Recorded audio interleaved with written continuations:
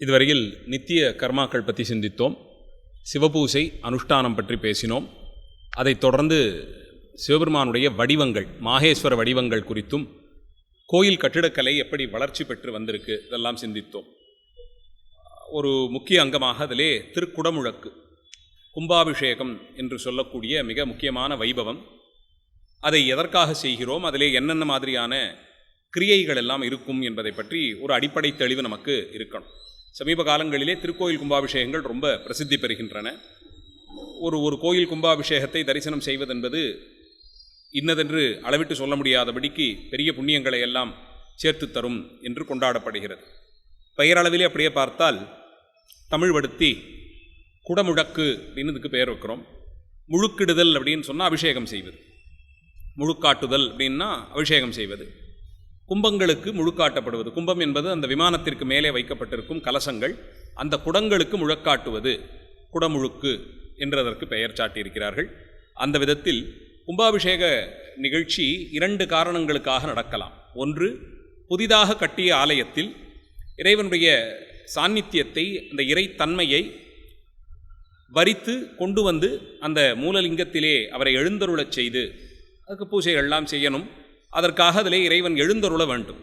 அப்படி அந்த கல்லாக இருந்த அந்த வடிவத்தை திருமேனியாக உயர்த்தி அதிலே இறைத்தன்மை சமைக்கப்பட்டு நித்திய பூசைக்கு அது வழிபாட்டிற்கு வர வேண்டும் என்ற காரணத்திற்காக, இது ஒரு காரணத்திற்காக செய்யப்படும் கும்பாபிஷேகம். இதேபோல் மற்றொரு காரணம் அதிலே மீண்டும் எழுந்தருளச் செய்வது. அதனால்தான் கும்பாபிஷேகத்துக்கு பத்திரிகை எல்லாம் எழுதும்போதே நூதன பிரதிஷ்டைன்னு சொல்லிடுவாங்க. நூதனம்னா புதிது, புதிதாக எழுந்தருளச் செய்வது ஒன்று. மற்றொன்று, முன்பாக வழிபாட்டிலே இருந்த ஆலயத்தில் அது ஜீரணமாய் போய்விட்டால், அதனுடைய தன்மை அது செரித்து போய்விட்டால் அதிலே மறுபடியும் இறைவனுடைய கலைகளை எழுந்தருளச் செய்ய வேண்டும். சிவபெருமானுடைய இறைத்தன்மையை அந்தந்த வடிவங்களிலே அந்தந்த தெய்வங்களை வரித்து அவைகளெல்லாம் அதிலே குடிகொள்ள வேண்டும் என்று வேண்டி அதிலே எழுந்தருளச் செய்யும்படியாக செய்யக்கூடிய ஒரு கிரியை. இதை செய்யும்போது அதிலே ஒரு முக்கிய அங்கமாக கோயிலினுடைய பகுதிகள் ஏதாவது புனரமைக்கப்பட வேண்டும் என்றால் அதை சுத்தம் செய்து, ஏதாவது திருப்பணி நடைபெற வேண்டும் என்றிருந்தால் திருப்பணிகள் செய்து என்று இப்படி இதற்கு ஒரு விதி சொல்லப்பட்டிருக்கு. கும்பாபிஷேகங்களை சமீப காலங்களாக 12 ஆண்டுக்கு ஒரு முறை அப்படின்னு ஒரு திட்டத்தின் கீழே நாமளே கொண்டு வந்துட்டோம். அப்படி ஒரு அவசியமில்லை. நிச்சயமாக 12 ஆண்டுகளுக்கு ஒரு முறை செய்தே ஆக வேண்டும் என்ற கட்டாயம் எதுவும் கிடையாது. செய்ய வேண்டிய அளவிற்கு இதுக்கு எது அடிப்படை காரணமாக கொள்ளப்படுகிறது என்றால், இறைவனுடைய திருமேனி மூலஸ்தானத்திலே பிரதிஷ்டிக்கப்படுகிறது அல்லவா, அந்த இறை திருமேனி சலனமில்லாமல் அது பிரதிஷ்டித்த நிலையில் அசையாது இருக்கணும். அதற்காக வேண்டிய அந்த அஷ்டபந்தனம் என்று ஒரு மருந்து அந்த பீடத்திலே சாத்தப்படுகிறது. எந்த திருவுருவத்தையும் ஒரு பீடத்தில் அமர்த்தி பூமியிலே அதனுடைய ஒரு பாகம் புதையுண்ணும்படியாக செய்து தான் எழுந்துருள பண்ணுறோம். அந்த பீடம் அசையாமல் இருக்கணும் தான் கணக்கு. அதிலே சலனம் ஏற்பட்டால் அந்த அஷ்டபந்தனத்துடைய வீரியம் குறைந்து விட்டதுன்னு பொருள் உள்ளப்படுகிறது. அந்த அஷ்டபந்தனம் என்பது 8 வகைகளான மூலிகைகளை எல்லாம் ஒன்றாக சேர்த்து திரட்டி இடித்து செய்யப்படும் ஒரு திரவியம். அதற்கு நல்ல இறுகி போய் ஒட்டி கொள்ளக்கூடிய ஒரு தன்மை உண்டு. அதுவும் நாள் ஆக ஆக அது இன்னும் இறுகி கொண்டே போகும். அப்போ அதில் அந்த வீரியம் இருக்குந்தனையும் அந்த மருந்து அந்த இடை வடிவத்தை, சிலாபேரத்தை பீடத்திலே இருத்தி கொள்ளக்கூடிய சாநித்தியம் இருக்கும். எப்போதா அதோடைய வீரியம் வெடிபட்டு போய் அதாவது காரணத்தினாலே நிறுவப்பட்ட திருமேனி சலனப்படுமோ என்ற ஒரு நிலை வரும்போது அது நீக்கி புதிதாக அதில் மருந்தெல்லாம் சாத்தி நாம் பிரதிஷ்டை செய்கிறோம் இல்லையா. அப்போது அந்த சடங்குக்கு தான் அதனுடைய ஒரு அங்கமாக கும்பாபிஷேகம். இதிலே கூட திருமேனிக்கு ஏதான ஒரு பின்னம் ஏற்பட்டு விட்டாலோ, இல்லை இயற்கை சீற்றங்களால் கோயிலிலே ஏதாவது ஒரு முக்கிய பகுதி சிதைந்து விட்டாலோ, அதுக்கெல்லாம் அந்த பகுதிக்கு மட்டும் பாலாலயம் செய்து திருப்பணி செய்து முடித்து அப்படியும் கும்பாபிஷேகம் செய்யலாம். அதனாலே முழுக்கவே மாற்றி அமைத்துங்கிற அவசியம் இல்லை. அதே மாதிரி 12 ஆண்டுகளுக்கு ஒரு முறை நிச்சயம் பண்ணணுங்கிற அப்படி ஒரு விதியும் கிடையாதுன்னு தான் சொல்லப்படுகிறது. ஆனால் அந்த 12ங்கிறது எங்கேருந்து வருதுன்னா, ஒரு வியாழ வட்டம் கணக்கு. வியாழ கிரகம், குரு கிரகம் ஒரு முறை சூரியனை சுற்றி வருவதற்கு எடுத்துக்கொள்ளக்கூடிய காலம் 12 ஆண்டுகள். அதனால் அந்த ஒரு குருவினுடைய ஒரு சுழற்சி எப்போதும் பெரிய அளவிலே மாற்றங்களை செய்யும்னு நம்புகிறோம். அதனால தான் அந்த 12 ஆண்டுகளுக்கு ஒரு முறை புண்ணிய தீர்த்தம் ஆடுவது, மகாமக காலத்தில் அந்த குரு கிரகம் ஒரு சுற்றை முடித்து கொண்டு அடுத்த சுற்றுக்கு புகும்போது நாம் போய் தீர்த்தம் ஆடுவதெல்லாம் வச்சுருக்கிறோம் இல்லையா? அந்தபடிக்கு இங்கேயும் ஒரு குறிப்பிட்ட காலம் வரையிலும் அந்த வீரியத்தன்மை இருக்கும் என்றும் அதன் பிறகு அது மட்டுப்பட்டு போகும். அப்போது அது நீக்கப்பட்டு அந்த திருமேனிக்கு அப்போது செய்யப்பட வேண்டிய பணிகள் எல்லாம் ஏதாவது இருந்தால் அதை சுத்தம் செய்வதற்கெல்லாம் பணிகள் இருக்கும் பட்சத்தில் அதையெல்லாம் சுத்தம் செய்து, மூலாலயத்திலே பகுதிகள் எல்லாம் சுத்தம் செய்து, ஏதானா ஒரு குறிப்பிட்ட பகுதி சிதிலமாய் போயிருந்தால் அதை மாற்றி அமைத்து, அல்லது கற்கள் மாற்றி அமைக்க வேண்டும் என்றால் மாற்றி அமைத்து, இது மாதிரி பணிகளை எல்லாம் அதோடு சேர்த்து மேற்கொண்டு அந்த திருப்பணிக்காக வேண்டி இறைவனுடைய சாநித்தியத்தை வெவ்வேறு பொருட்களிலே அதை எழுந்தருளச் செய்து அந்த திருப்பணியை செய்ய வேண்டிய திருப்பணிகளை கல்தச்சரை கொண்டோ அல்லது உலோகங்கள் கொண்டோ மரத்தை கொண்டோ செய்ய வேண்டிய திருப்பணிகளை எல்லாம் செய்து முடித்து புதுப்பித்து மீண்டும் இறைவனுடைய தன்மையை அதிலே கொண்டு வந்து சேர்ப்பிப்பது. இப்படி செய்யப்படுவது தான் இந்த கும்பாபிஷேக கிரியையினுடைய அடிப்படை காரணமாக பார்க்கப்படுகிறது. அப்படி அமைக்கப்பட்டிருக்கக்கூடிய ஒரு புதிதாக கட்டப்படும் கோயிலுக்கு செய்வது, ஏற்கனவே இருக்கக்கூடிய கோயில்களில் ஏதான பகுதிகளை அதிகமாக கட்டினால், இப்போ சில கோயில்கள் கட்டும்போது கோபுரம் இல்லாமல் கட்டிவிடுவாங்க, வெறும் வாசல் மட்டும் அமைத்து கட்டிவிடுவார்கள். அப்புறம் ஒரு வசதி வாய்ப்பு ஏற்படும் போது கோபுரம் கட்டி அதுக்கு ஒரு கும்பாபிஷேகம் செய்யணும்னு நினைக்கும் போது அந்த பகுதிக்கு வரைக்கும் செய்யலாம். புதிதாக திருப்பணி செய்து முடித்து அதன் பிறகு செய்யலாம். ஏதாவது ஒரு காரணத்தால் நடுவில் சில காலம் வழிபாடு நின்றுவிட்டால், அந்த பகுதியில் மக்களே இல்லை, ஊரை காலி பண்ணிட்டு எல்லாரும் போயிட்டாங்க, அதனால் வழிபாடே நடக்கலை, இல்லை ரொம்ப க்ஷீணமாக போயிடுச்சு அதனால் வழிபாடு நடக்கலை, இல்லை அங்கே யாரும் எடுத்து செய்வதற்கு ஆள் இல்லை அதனால் பல ஆண்டுகளாக வழிபாடு இல்லாமல் போய்விட்டது, இந்த மாதிரி காரணங்களுக்காகவும் கும்பாபிஷேகம் செய்யலாம். அப்போ இந்த 4 காரணங்களுக்காக கும்பாபிஷேகம் செய்யலாம். ஒரு புதிதாக கட்டப்படும் கோயில், ஏற்கனவே இருந்த கோயிலிலே ஏதான திருப்பணி செய்து செய்யலாம், விடுபட்டு போனதை தொடர்ந்து திருப்பணிகள் எல்லாம் முடித்து செய்யலாம். 4வது வழிபாடு விடுபட்டு போய்விட்டால் மீண்டும் அதிலே இறை வழிபாட்டை தொடருவதற்கு என்று இந்த 4 காரணங்களுக்காக கும்பாபிஷேகம் செய்யலாம். அந்த கும்பாபிஷேகத்திலே செய்யப்பட வேண்டிய கிரியைகள் அப்படின்னு பார்த்தா, திருப்பணிகள் எல்லாம் முடித்த பிறகு அனுஜ்ஞை. இந்த அனுஜ்ஞை என்பது முறையே எஜமானரிடத்திலிருந்து அனுமதி பெறுவது. இறைவனை வணங்கி வழிபட்டு எஜமானர் இறைவனிடத்தை அனுமதி பெற்று அதை தொடங்கணும்னு வைப்பாங்க. யார் எஜமானர் என்று சொன்னால், எப்போதுமே திருப்பணிகள்லாம் செய்யும் போது அதை ஏற்று போற்றியவர்கள் யாரோ அவர்களுடைய நேரத்தை வைத்துத்தான் எல்லாமே கணிக்கப்படும். எப்படி அந்த காலத்தில் அரசர்கள்லாம் எடுத்து போற்றினார்களோ அதுபோலே ஒரு கோயில் கட்டுமானத்திற்கு இவர்தான் உதவினார் அப்படின்னு சொன்னால் அவர்கள்தான் அதற்கு எஜமானர்கள். அந்த கும்பாபிஷேகத்துக்கான நேரம் குறிக்கும் போது கூட அவர்களுடைய ஜாதகம், அவர்களுடைய நேரம் எல்லாம் கணக்கில் கொள்ளப்படும். ரொம்ப புரிகிற மாதிரி சொல்லணும், உபயதாரர்னு சொல்லும் இல்லையா, அந்த மாதிரி இருக்கக்கூடியவர்கள் அவருடைய நேர நட்சத்திரம் எல்லாம் பார்த்து தான் கும்பாபிஷேகத்தை செய்ய வேண்டும் என்பதை வழக்கத்திலே கொள்ளுவார்கள். அப்படி அவர்களை அழைத்து அவர்களை கொண்டு இறை வழிபாடு செய்வது, இறைவனிடத்தே அனுமதி பெறுவது, அனுஜ்ஞைன்னு சொல்கிறோம். அது பெரும்பாலும் பார்த்திங்கன்னா அவர்களை வந்திருந்து நடத்தி கொடுக்கணும் அப்படின்னு சொல்லி வேண்டுவது. இன்னும் கூட சில கோயில்களில் அனுஜ்ஞைக்காக வேண்டி எஜமானர் அவங்க வீட்டிலே சித்தமாக இருக்கணும், கோயில் நிர்வாகத்தில் இருப்பவர்கள் முக்கியஸ்தர்கள்லாம் புறப்பட்டு போய் அவர்களோடு சேர்ந்து இருந்து இறை வழிபாடு செய்து வந்து நடத்தி கொடுக்கணும்னு அவரை வீட்டிலேருந்து அழைப்பது. இதே போலே ஆச்சாரியர்களை வரிப்பதும் உண்டு. யார் எடுத்து செய்ய போகிறாங்களோ அவங்களை, அது பல நேரங்களில் நிகழ்ச்சி முடிந்த பிறகு அவர்களை கொண்டு போய் வீட்டிலே விட்டு விடுவது.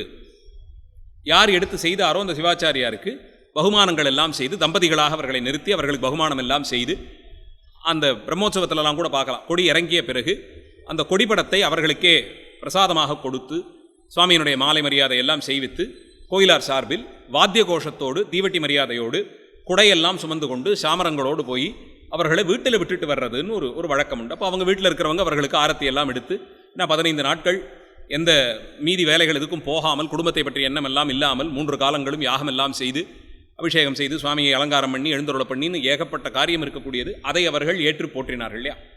அதனாலே அவர்களுக்கு தரப்படும் ஒரு விதமான முக்கியத்துவம். அப்படி செய்யப்படும் அனுஜ்ஞை. அதை அடுத்து கணபதி வேள்விங்கிறாங்க. கணேச பெருமானை வழிபடுதல், விநாயக பெருமானை வழிபடுதல், அதற்கு கணபதி ஹோமம் செய்வது. முதல்ல எப்போதுமே பார்க்கலாம், இது கிட்டத்தட்ட ஒரு கும்பாபிஷேக பத்திரிகை எடுத்து பார்த்தீங்கன்னா இருக்கும், மேலே அனுஜ்ஞை, விக்னேஸ்வர பூஜை, கணபதி ஹோமம் இப்படிலாம் போட்டிருப்பாங்க. அனுக்ஞையின் போதே பெரும்பாலும் ஒரு மஞ்சள் பிள்ளையார் பிடித்து வைத்து அவருக்கு உபச்சாரம் எல்லாம் செய்து வழிபட்டுத்தான் தொடங்குவது. அது இன்னும் சிறப்பாக நடைபெறுவதற்கு ஆகுதிகள் எல்லாம் கொடுத்து அக்னி காரியம் செய்து கணபதி ஹோமம் செய்வது. அதற்கு பிறகு தன பூஜை. கும்பாபிஷேகம் செய்வதுன்னா பெரிய செலவு பிடிக்கும். அதனால் நிறைய பொருட்செலவு, நிறைய திரவியங்கள்லாம் வாங்கணும். அப்படி பெறப்பட்ட பொருட்களில் இருக்கக்கூடிய குற்றங்கள் நீங்கணும்.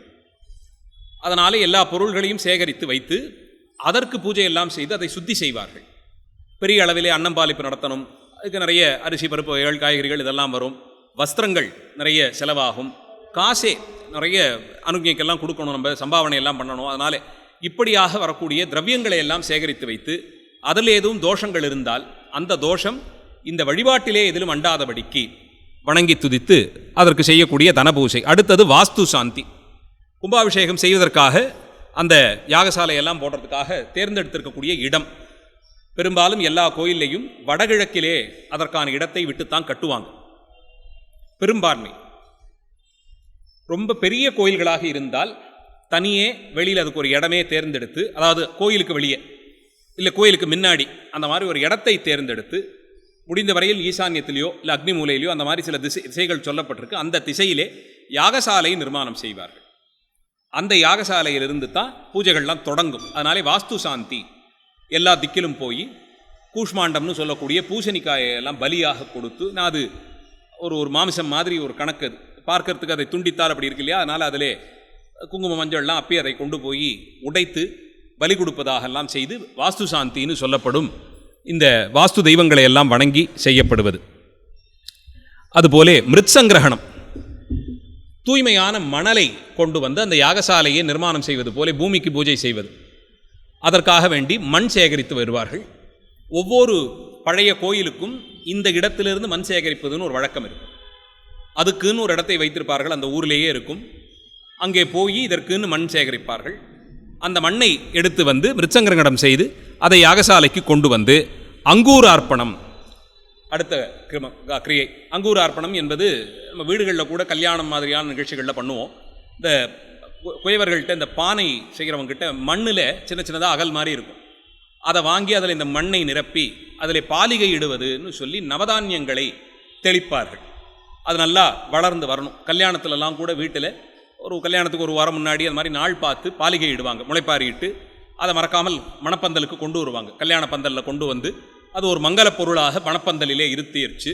கல்யாணத்துக்கு அப்புறம் அதை கொண்டு போய் கணவன் மனைவியாக சேர்த்து எங்கேயாவது குளத்திலோ கடலிலோ கரைப்பதெல்லாம் கூட செய்வாங்க. அதனால் அப்படி இடப்படும் அங்கூரார்ப்பணம். அதற்காக வேண்டின்னு அது அப்படி வரக்கூடிய அந்த பாலிகை வந்து அமிர்தமாக கருதி மண்ணிலிருந்து அது வெடித்து புறப்பட்டு வருவது ஒரு அமிர்தம் போலே.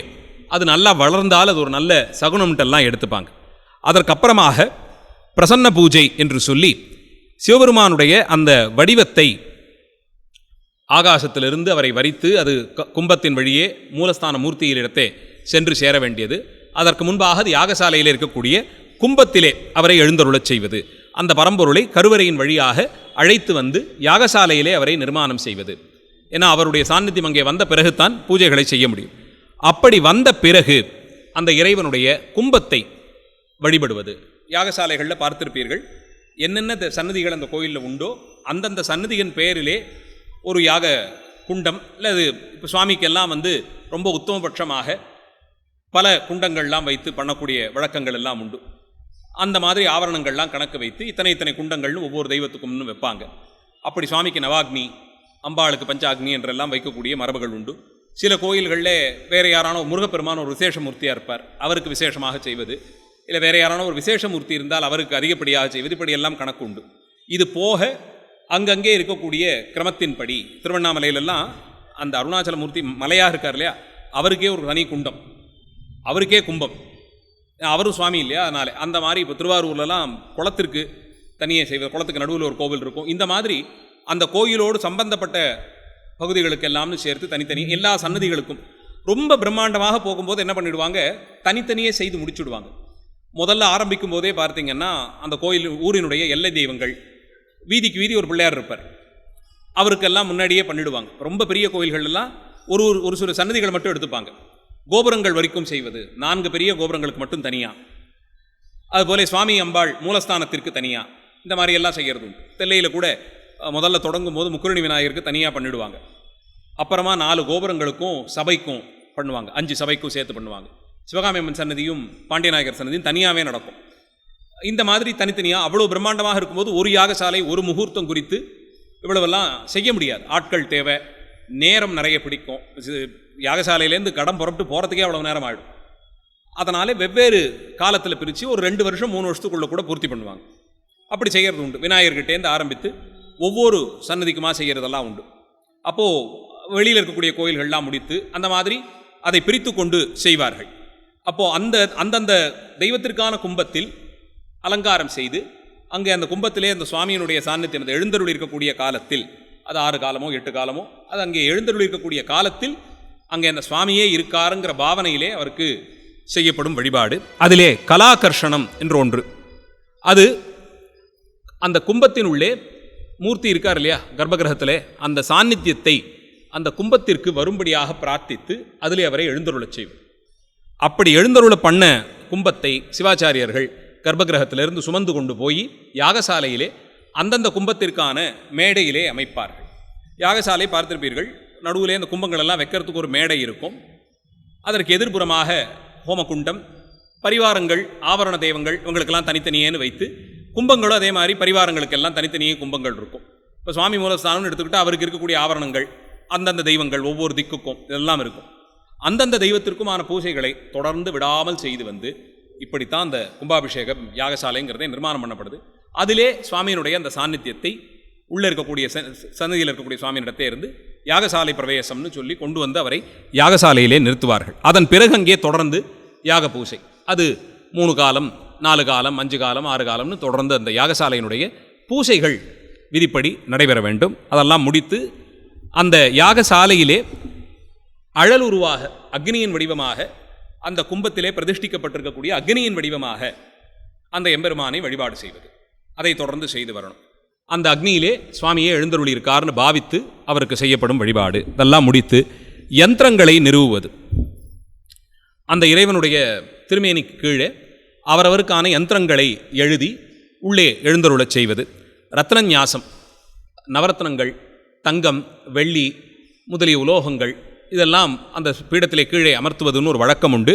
அந்தந்த இடங்களிலே அதையெல்லாம் வைத்து எந்தெந்த மூர்த்தியை ஸ்தாபனம் பண்ணணுமோ அங்கேயே அவரை வைத்து, பெரும்பாலும் மூலஸ்தான மூர்த்திகளுக்கெல்லாம் இந்த நேரங்களில் பீடத்திலேருந்து மறுபடியும் எழுந்தருளச் செய்து, இப்போ பிரம்மாண்டமாக இருக்கக்கூடிய திருமேனிகள் எல்லாம் சுத்தம் கூட செய்வாங்க. பல ஆண்டுகளாக எண்ணெய் காப்பிட்டு அது அப்படியே அதில் இருக்கும். என்னதான் பண்ணினோன்னாலும் நித்திய அபிஷேகங்கள்லாம் பண்ணுறதுலே அதில் சேர்ந்துருக்கும். அதனால் அந்த திருமேனியின் பேரிலே தயிர், அரிசி மாவெல்லாம் போட்டு தேங்காய் நாறு கொண்டு தேய்த்து அந்த சாநித்தியத்தை தான் கும்பத்தில் இருக்காங்க இல்லையா, அந்த சுவாமியும் அந்த அம்பாள் திருமேனி கும்பத்தில் இருக்குன்னா இந்த கும்பத்திற்கு பூஜை நடந்து கொண்டிருக்கும். அந்த காலத்திலே இந்த திருமேனியிலிருந்து இதை செய்யக்கூடிய செயல்கள்லாம் செய்து பூஜை பாத்திரங்கள், ஏன்னா கோயிலெல்லாம் இப்போது விளக்கு சரவிளக்கு இருக்குன்னா அது நித்தியம் எரிந்து கொண்டே இருக்கணும். அதனால் அதை எடுத்துக்கிட்டு வந்து அதை தேய்த்து துளைக்கிறதுக்கெல்லாம் நமக்கு வாய்ப்புகள் இல்லாமல் போய்விடும். அதனால் இந்த மாதிரியான காரியங்கள் நடக்கும்போது முழுக்க எல்லாத்தையும் எடுத்து கொண்டு வந்து வெளியே வச்சு அத்தனையும் நாம் சுத்தம் பண்ண முடியும். அப்படியெல்லாம் அதை சுத்தம் செய்து மறுபடியும் கொண்டு போய் அங்கே பொருத்தி அதில் நடைபெற வேண்டியது. அப்படி செய்யக்கூடிய மூர்த்தி ஸ்தாபனம், அந்தந்த பீடங்களில் அந்தந்த மூர்த்தத்தை எழுந்தருளச் செய்வது. அதன் பிறகு அஷ்டபந்தனம், அந்த மூர்த்தத்தை வைத்தோம்னா அந்த அஷ்டபந்தனம் பூசுறதுக்காகத்தான் இதை இவ்வளவு செய்யறதே.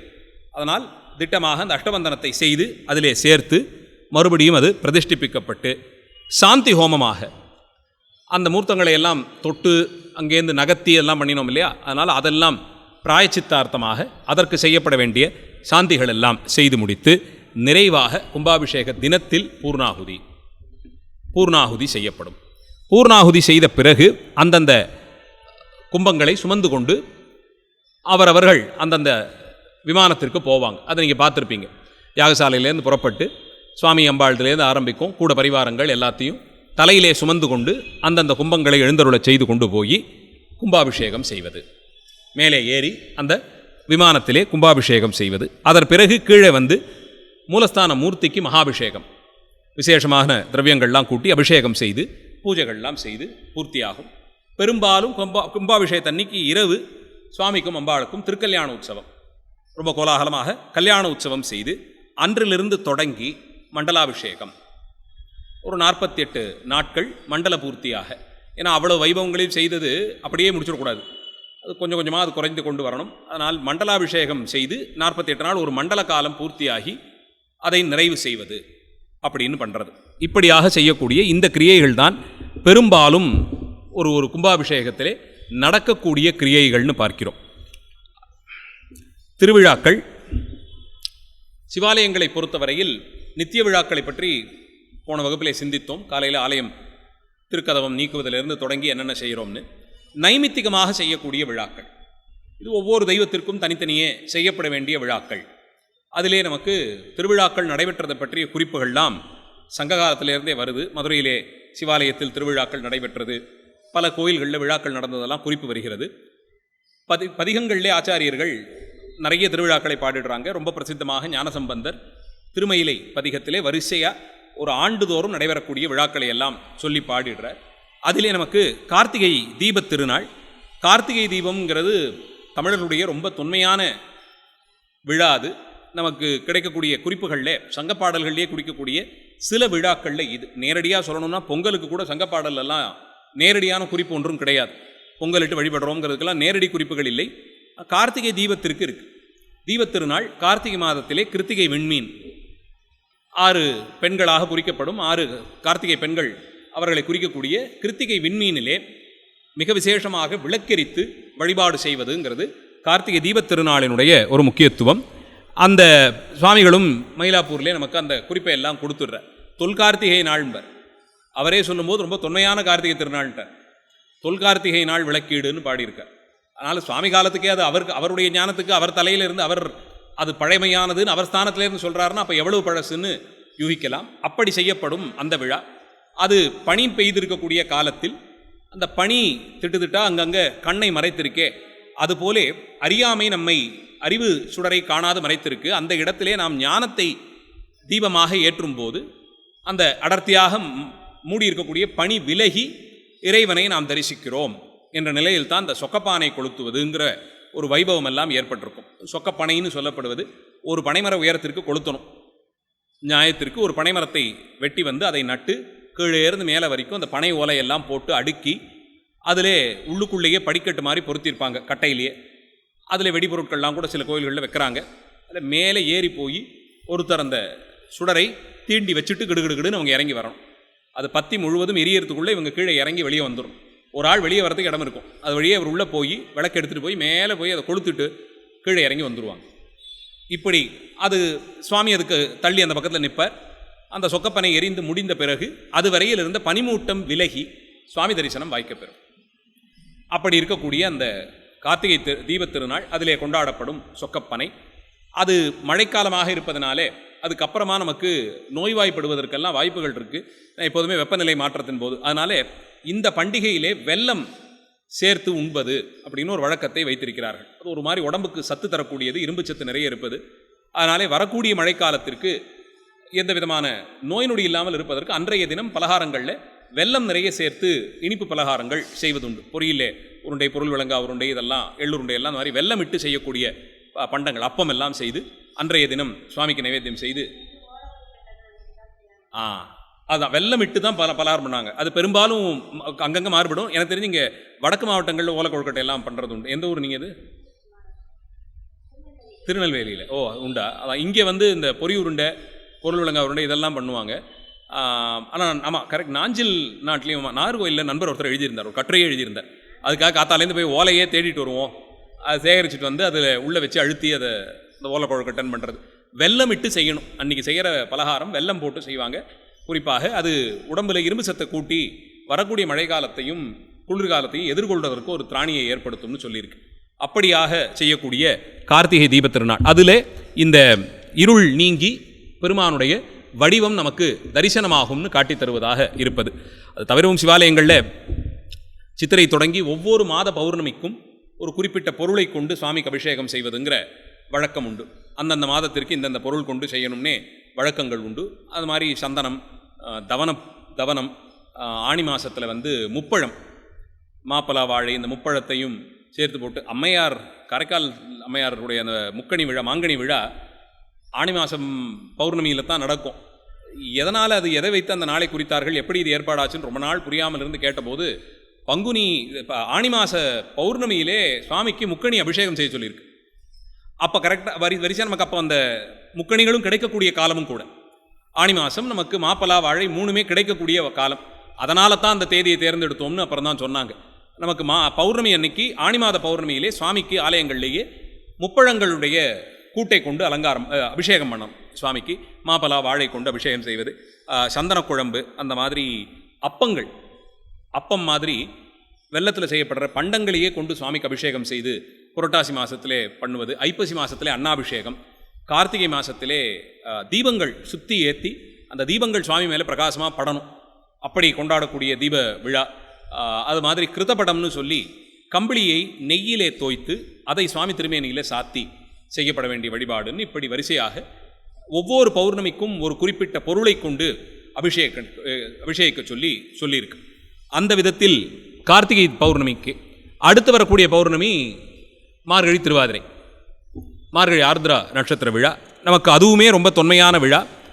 அந்த மார்கழி மாத திருவாதிரைக்கு முந்தைய நாட்கள் 10 நாட்கள் விரதம் இருந்து விடியல் வேளையிலே போய் குளிர்ந்த தடாகத்தில் குளித்தெழுந்து சுவாமி அம்பாளை பிரார்த்தித்து கொண்டால் நாம் வரித்த கணவன் நமக்கு மணவாளனாக வருவான் என்று திருவாதிரை விரதமாகவே அதை அனுஷ்டித்திருக்கிறார்கள். இன்றைக்கும் அதை கேரள தேசத்திலே வழக்கத்திலே கொண்டிருக்கிறார்கள்னு கேள்விப்பட்டேன். இங்கே தமிழகத்தில் எங்கேயும் இருக்கான்னு தெரியல, கேரள தேசத்திலே உண்டு. திருமணத்திற்குன்னு வேண்டிட்டு செய்கிறாங்களா திருவாதிரை?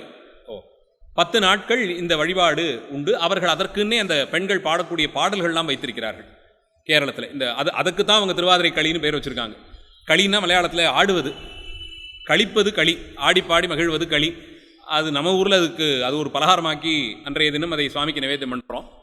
அங்கே கேரள தேசத்திலே இதற்கு பாடுவதற்குன்னே பாடல்கள் வைத்து திருமணமாகாத கன்னிப்பெண்கள் எல்லோரையும் அழைத்து கொண்டு போய் தடாகத்திலே, குளத்திலேயோ ஏரியிலையோ அந்த மாதிரி திறந்த ஒரு நீர்த்தடியத்திலே தடத்திலே மூழ்கி எழுந்து அந்த விடியற்காலை வேளையில் குளிரக்கூடிய அந்த வேளையில் அந்த குளிரை எதிர்த்து நாம் குளித்து எழுந்து இறைவனை வழிபடுதல் அப்படிங்கிற ஒரு நோன்பை வைத்திருக்கிறார்கள். அப்படி வேண்டும் போது நல்ல ஒரு கணவன் நமக்கு அமைவான்னு சொல்லப்பட்டிருக்கிறது. அப்படி கொண்டாடப்படுவதெல்லாம் நமக்கு ரொம்ப பழமையான காலத்திலே வருது. நேரடியாக மார்கழி நீராட்டம்னு பேர் இல்லைனாலும் தை நீராடல் நமக்கு சங்கப்பாடலில் வருது, சிலம்பிலையும் குறிப்பு வருது. அப்போது ஒரு பழந்தமிழர் வழக்கமாகத்தான் இதை நாம் கொள்ளுகிறோம். அதாவது தை மாதத்தை முன்னிட்டு மார்கழியிலே தொடங்கி தை பிறக்குந்தனையும் நீராடுதல், 30 நாட்களும் குளிர்ந்த நீரிலே போய் குளித்தெழுவதுங்கிற ஒரு விரதத்தை வைத்திருந்திருக்கிறார்கள். இது வட இந்தியாவில் எல்லாம் கூட பிரசித்தமாக இருந்திருக்கு.